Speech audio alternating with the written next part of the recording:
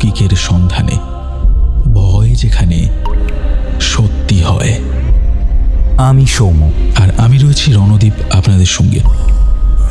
আর আমাদের আজকের ঘটনাটা এমন একজন পাঠকের, যিনি নিজের চোখে দেখেছেন এমন এক ঘটনা যা তাকে আজও বিশ্বাস করতে বাধ্য করেছে যে অলৌকিক ঘটনা সত্যি এই দুনিয়ায় ঘটে। আসুন শুরু করি আজকের কাহিনী এবং জানি সত্যি কি কিছু অলৌকিক আছে তার সেই অভিজ্ঞতায়।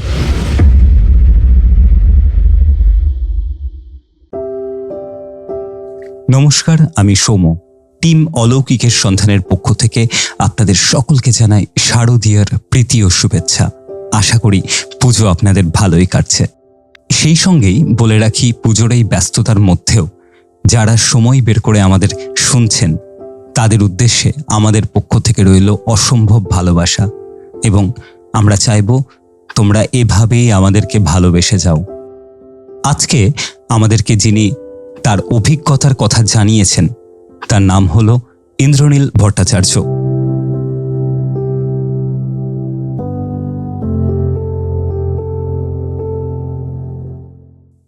2020 সাল, সেই বছরটিকে আমরা কেউ সহজে ভুলতে পারবো না। মানুষের কাছে জীবন যেন হঠাৎ করেই থমকে গিয়েছিল। চারিদিকে অদৃশ্য এক আতঙ্ক, মুখে মাস্ক, রাস্তায় নিস্তব্ধতা, পুলিশের টহল, দোকানের সামনে চক দিয়ে গোল দাগ কেটে রাখা।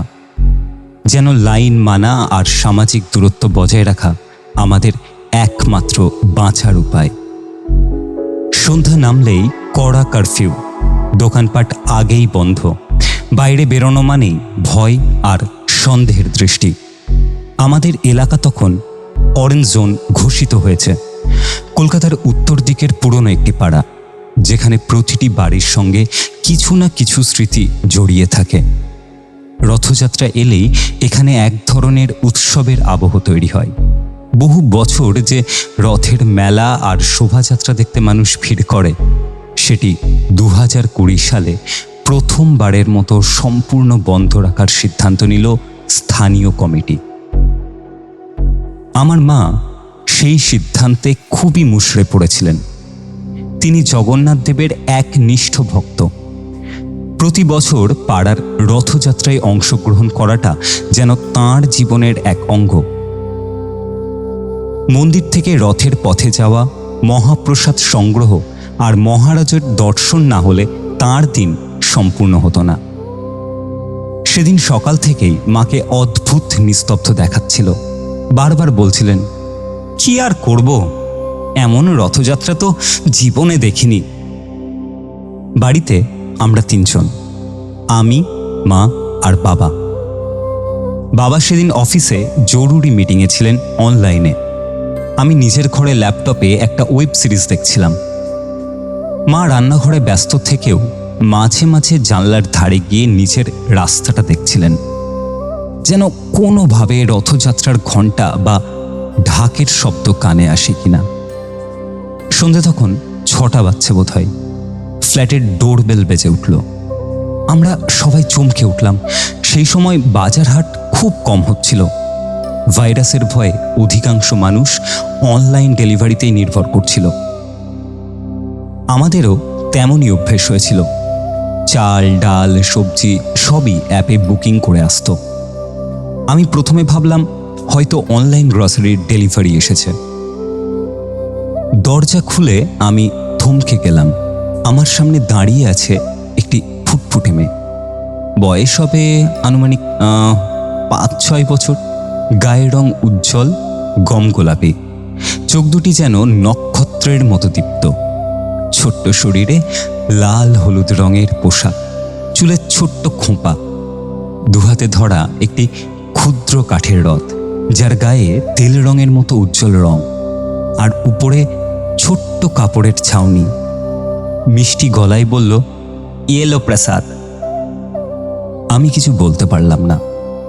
অবাক হয়ে শুধু তাকিয়ে রইলাম।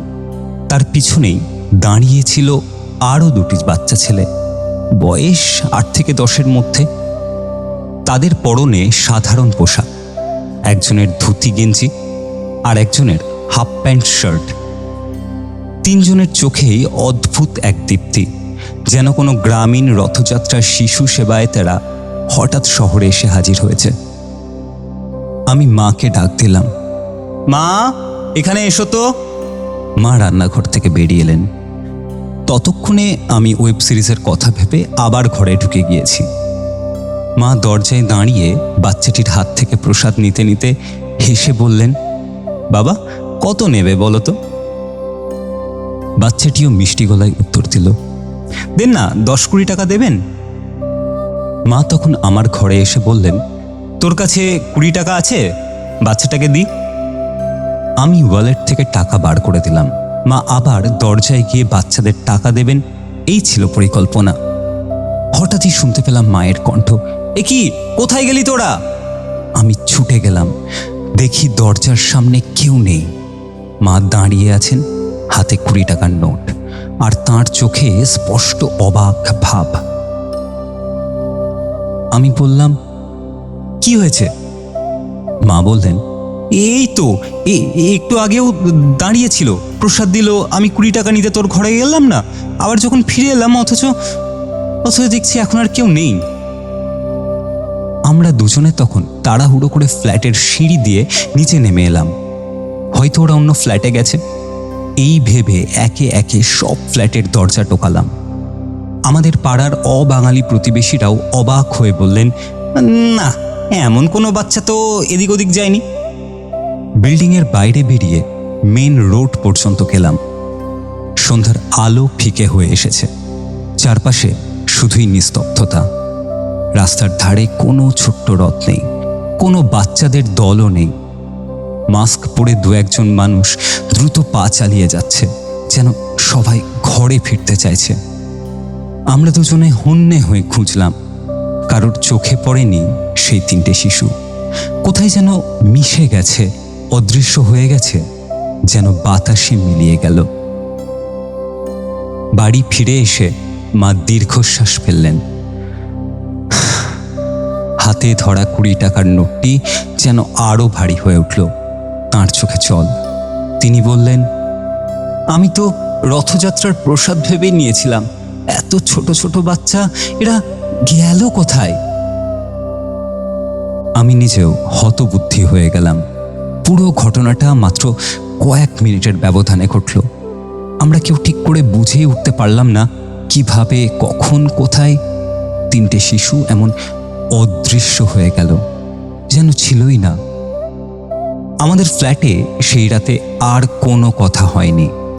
মা প্রসাদটুকু ছোট্ট থালায় রেখে পূজার ঘরে দিলেন, কিন্তু সেই প্রসাদ থেকেও কোনো গন্ধ পেলাম না, যেন নিছক এক টুকরো পাটুলি গুড় আর বাতাসের মতো নিরাবেগ কিছু পড়ে আছে।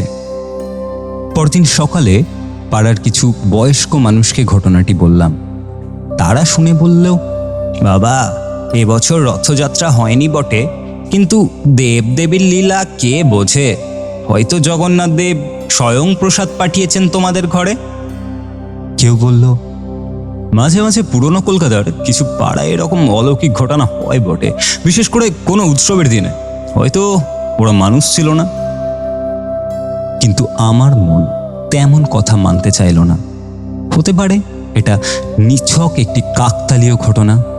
কোনো প্রতিবেশীর আত্মীয় স্বজনের বাচ্চারা হঠাৎ ভুলবশত আমাদের দরজায় এসেছে।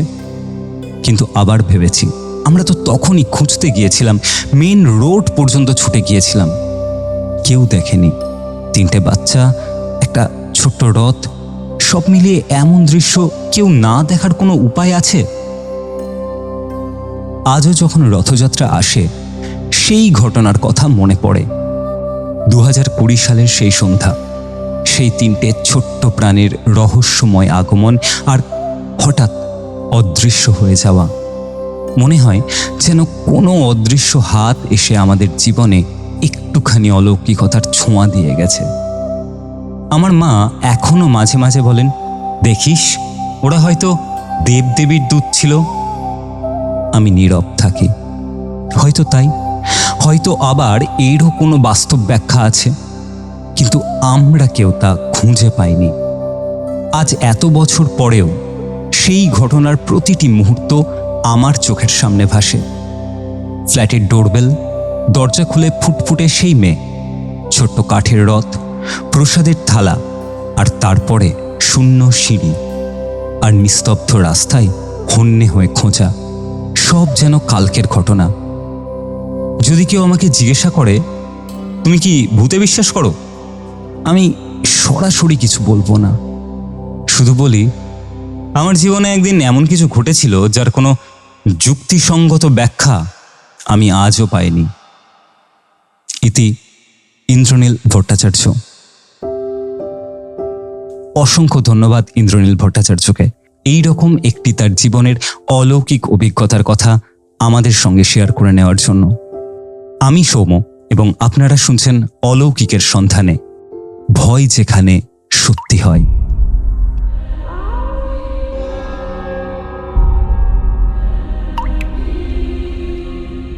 এভাবেই শেষ হলো আজকের সত্যিকারের অলৌকিক অভিজ্ঞতা। আপনার জীবনেও যদি ঘটে থাকে এমন কোনো রহস্যময় ঘটনা, তাহলে এখনই লিখে পাঠান আমাদের হোয়াটসঅ্যাপ নাম্বারে। নাম্বারটা হলো 9474422000।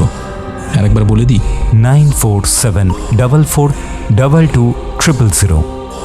শুধুমাত্র বাংলা ফন্টে টাইপ করেই পাঠাবেন। আর সাবস্ক্রাইব করতে ভুলবেন না অলৌকিকের সন্ধানে, কারণ ভয় এখানে সত্যি হয়।